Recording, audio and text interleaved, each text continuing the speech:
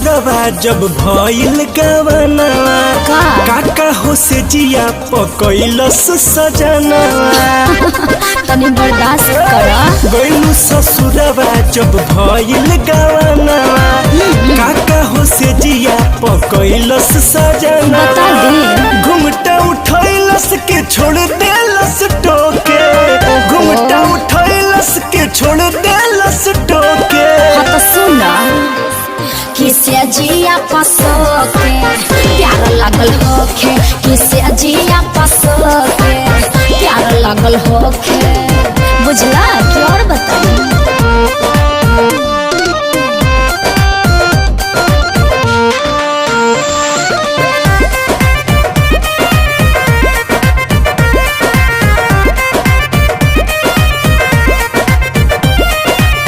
कौन चीज दिले बटे मुँह के देखाई हो अभी ले दिले नइखे हार बनवाई हो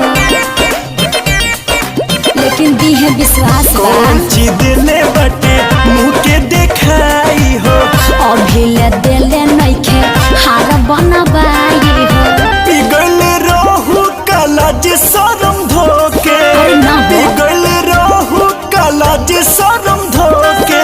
सुन ला किसे जिया पसो के प्यार लगल होखे किसे जिया पसो के प्यार लगल होखे।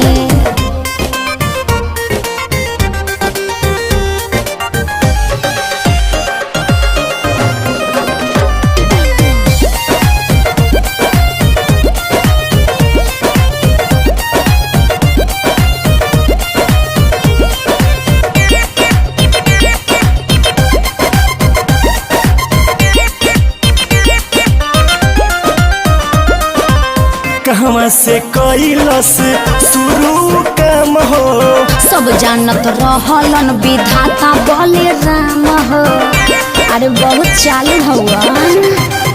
कहवा से कैलस शुरू काम हो सब जानत रहलन विधाता बोले राम हो कहे तू चल गइलू सनिया के छोके का करती? कहे तू चल गइलू सनिया के छोके।